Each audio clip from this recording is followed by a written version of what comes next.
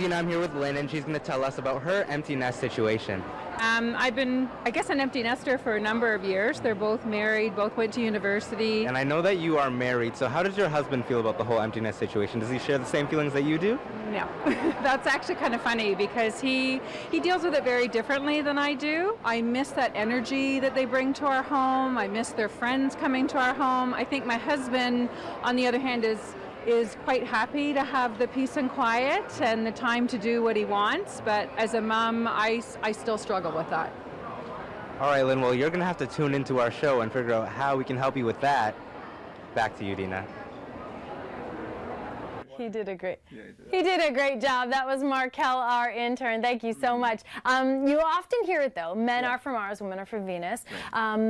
So we're finding out how this gender difference relates to the life phase of the empty nest. We have Jonathan Head of Head Family Counseling. He's here in the hot seat, and we're ready to talk mom versus dad. So we heard it from Lynn herself. Yes. Her husband is ready for them to just push on and move out, and she's not quite there. That's right. Is that common? Well, I think it is common, you know, when you deal with moms versus dads, you know, you often hear the same story, right?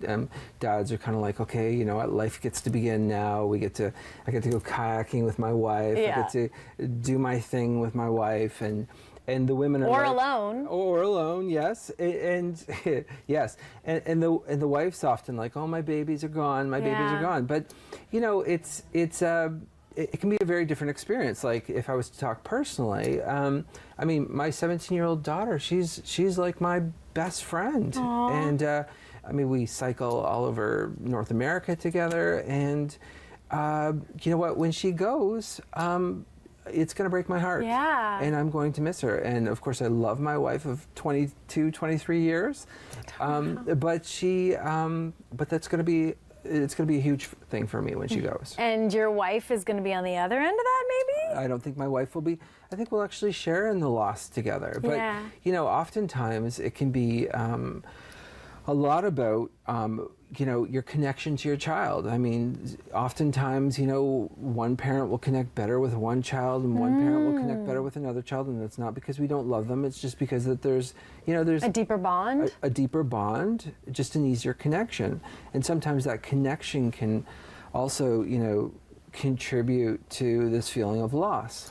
You mentioned in the previous segment something about being the primary caregiver. So how does that play in?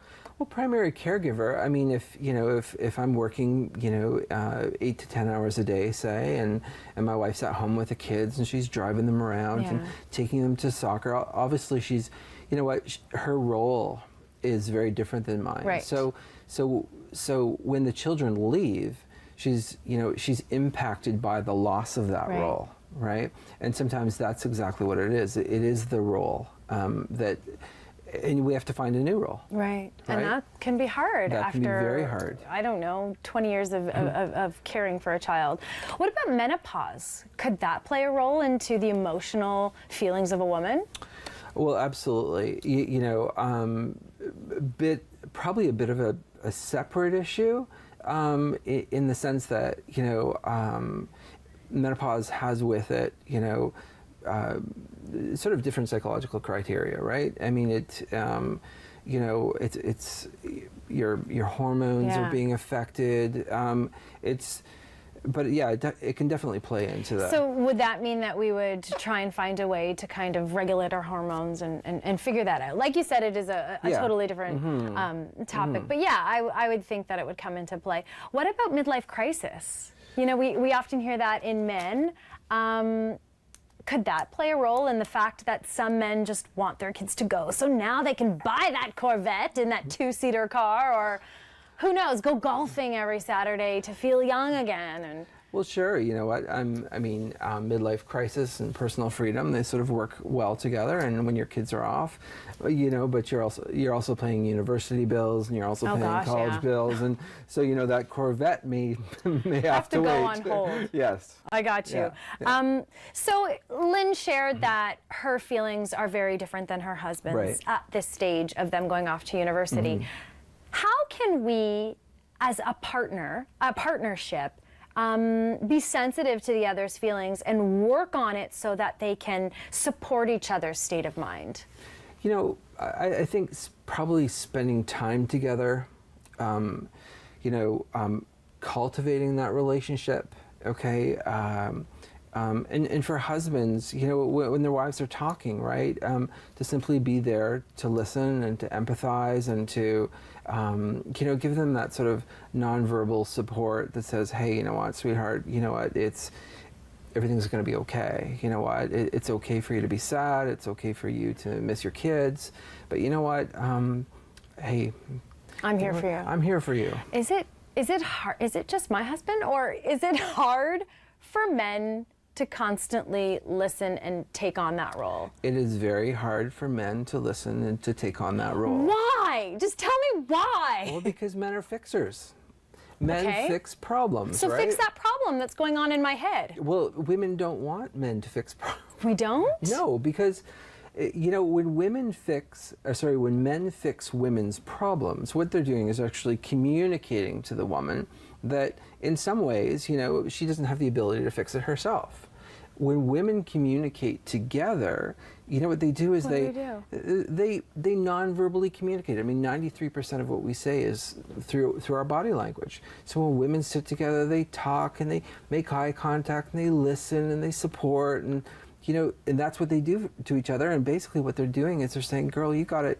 You got this. You can handle this. So women together encourage the woman with the problem that she can do it on her own. That's right. So you're saying to me that you men, when talking to me, you're trying to offer solutions, but we don't want to hear them? You know what? You don't want to hear them generally until you want to hear them. So when we're ready. When you're ready.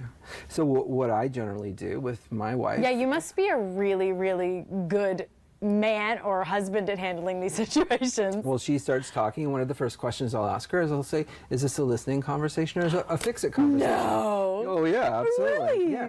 And 90% of the time she'll say it's just a listening conversation. I'm talking out loud. And so I listen and I... Or do you pretend to listen? No, I listen. Turn off that iPad, turn off the television, turn off the football game, focus on her, listen, maybe summarize what she's saying after so I know I've got her point. Yeah. She feels a whole lot better. Then afterwards I'll say to her, hey, listen, I have a thought about this. Would you like to hear it? Sometimes she says yes, sometimes she says no. Does this really happen? This really happens. Good for you. My husband is going to love that. I'm going to tell him, and he is going to from now on say, is this a listening conversation or a fixing problem? Or a fixing conversation? A fix-it conversation. Fix-it yes, conversation. Absolutely. So does that apply to the empty nest syndrome and what the wife might be feeling? Well, it certainly applies to how a man can support his wife in that situation. Okay. Right? So if she's talking, I miss my babies, da-da-da-da-da, you know what? I mean, what he shouldn't be doing is going, you know what, but you have me, but you have a nice house, but you have your girlfriends, right? Don't fix the problem. Just listen, empathize, let her work it out, right? Then he could say, after everything's done, then he can say, hey, listen, I've got some thoughts. Do you want to hear them? She might say, no, I'm good now. We're difficult. We are difficult. We're a difficult gender. You're just from Venus. That's right. Right. I had a lot more to discuss, so hopefully we can tackle that in our next segment coming up. We're going to be finding you again, so stay with us.